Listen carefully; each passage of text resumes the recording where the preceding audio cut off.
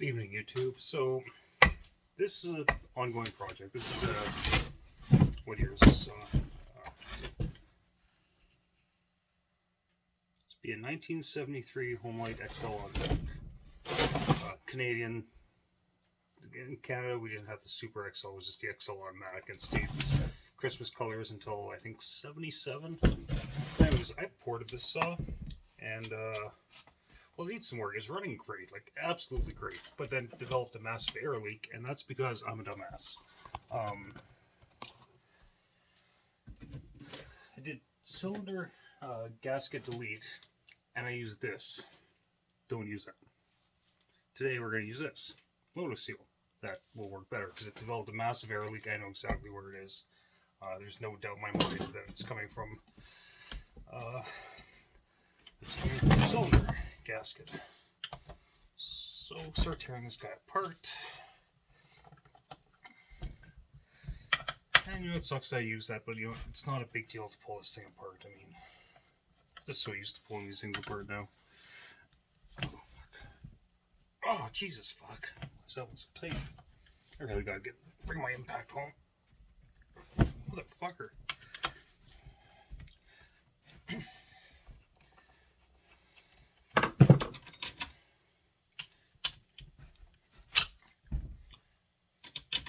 I must have tightened that on there. Holy crap.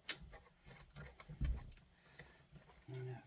I'm going to try and tear this down the least amount that I have to. I did the crank seals in it on both sides, so we know that's good. And just the way the air leak was, how it was abrupt, where I mean, I'm sure that black RTV just popped. And then, yeah, got an air leak. So, that's out of the way.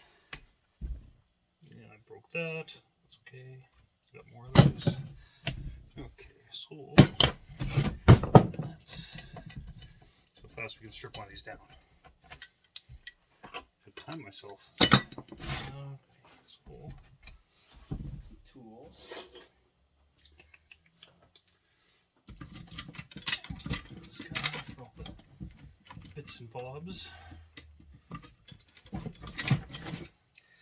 You know, after I ported this thing, it was close to like an XL76, like a stock XL76, so I was pretty impressed. It was cutting phenomenally good for, you know, till the air leak. There's a cotter pin.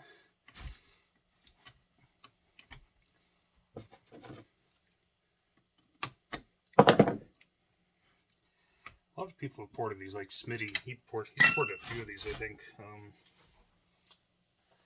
And the thing is, they're a good saw to port and mess with because they're so abundant. I mean, this and like XL12s, like I have XL12s coming out the yin yang out here. Like, I have a lot of them. Too many of them. Okay.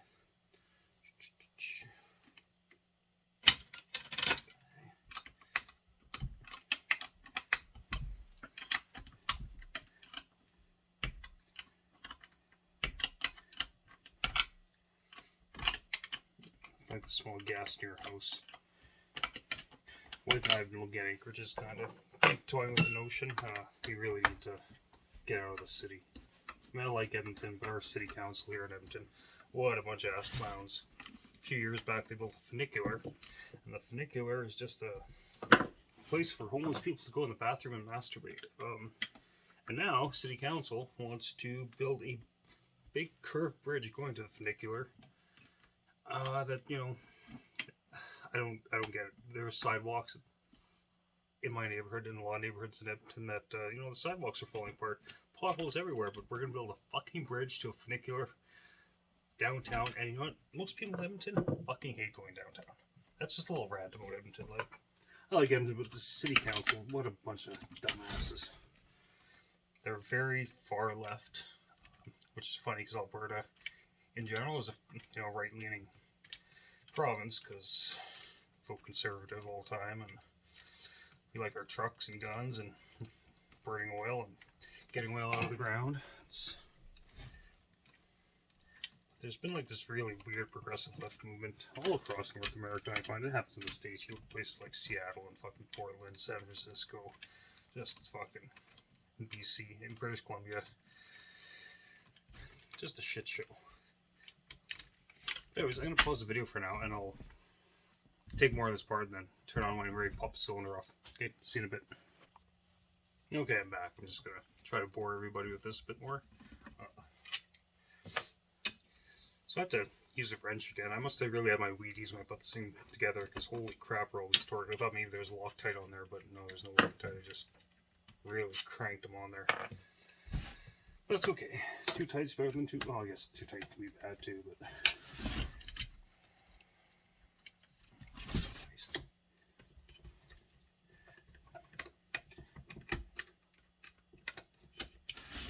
Swearing and saying Jesus Christ and stuff like that. Someone's gonna make a bad comment. I've noticed some other people on YouTube, they're very religious oriented, and they mention it sometimes, which for this, I'm atheist. I mean, everyone has a right to religion, I guess, but so excuse when I say Jesus Christ and stuff like that. It's just my way.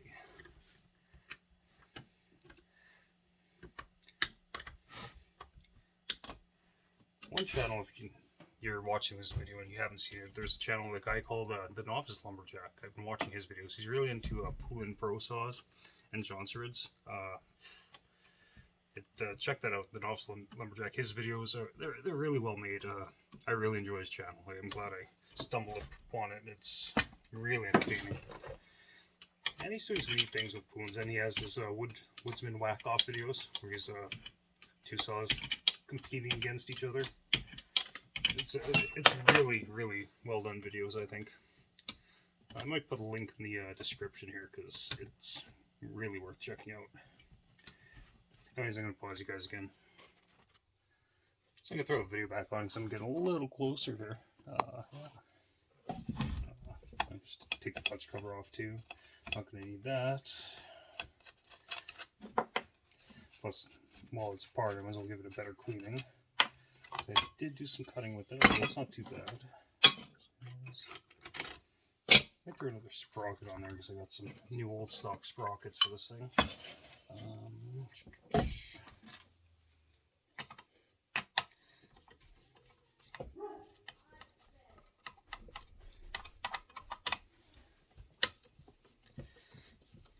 swear, ever since I started working on home light chainsaws 20 years ago, this is like the most common tool I ever used, the 5/16 nut driver. Like, it's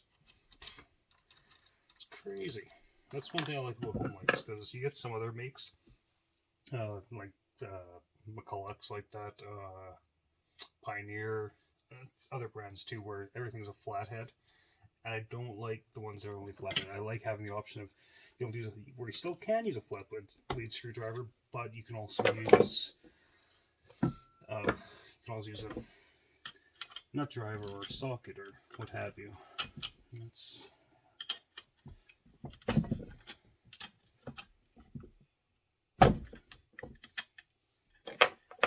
never been a fan of this stud method on the this series. So had a few of these come apart where these just rust right out and they break and this and that.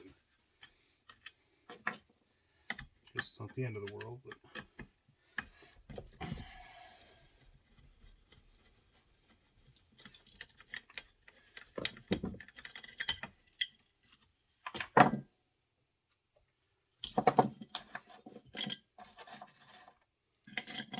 Taking the first camping trip this year, this weekend, because it's finally warm enough that a person can enjoy themselves.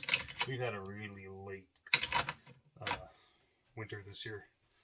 Anyways, it's a handy tool if you work on home lights. I took a little stubby. It's actually 11mm, which is actually the same as 7/16 for what it's worth, and just ground down the front, thin that out, and it's just handy for working on a few home lights, especially like super easy, super mini saws. It's quite handy when you need it. When you don't need it, I guess it doesn't really matter. So, get these nuts off.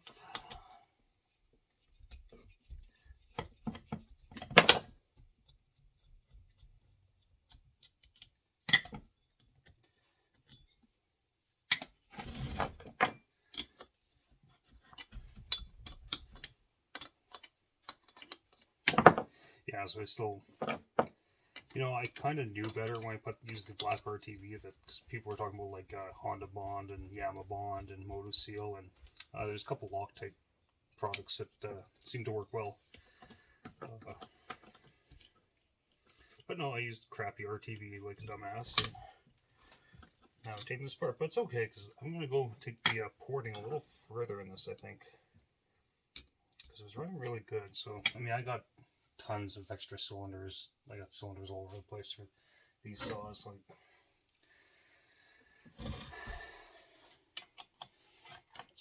It's like I said, like I mentioned before, it's a nice saw to play with because, I mean, you can order from China those aftermarket ones, which actually seem to work pretty good. Like I got that in one of my go-to firewood saws that I take camping. It seems to be working fine. I'll take it again this weekend. Do some more playing with it, but it seems to be all right.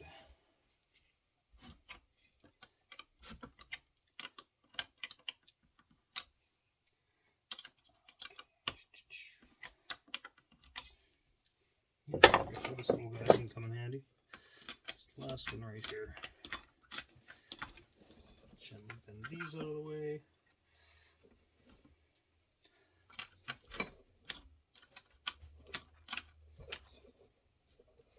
I really want to invest in an ultrasonic cleaner one day too. I think that'd be handy as hell. A bigger one, like at least a 6-liter one, something where I can put like bigger parts in. I've seen some small ones cheap on Amazon, but I mean, if you're gonna buy one, you might as well buy a big one. Yeah, this popped off way too easy. Okay. Nothing fell in the crankcase. So I can't say for sure that was leaking through there, but I'm just guessing it was. Yeah. So see, I'm gonna open up the transfers more. I'm gonna go to town on them actually. I might raise the exhaust roof on this. Maybe not. I might just polish it up because I did raise it. Might not be able to see it, but no, that's not a good example because that one's been poured into. What's this one? Yeah. I don't know if the camera will pick it up, but the difference in the exhaust height there, you can see how I ground off that. Took some out of there, but it seemed to work all right. Just with that guy.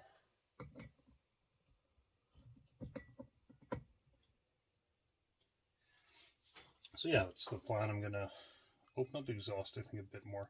There's a lot. These exhausts are pretty big on this thing. Like I really don't think that's a big issue, but yeah. Let's go do some more porting. But anyways, next video, maybe we'll be putting this thing back together. And probably get to porting it after the weekend because, like I said, I'm going camping. Gotta get the trailer ready tomorrow.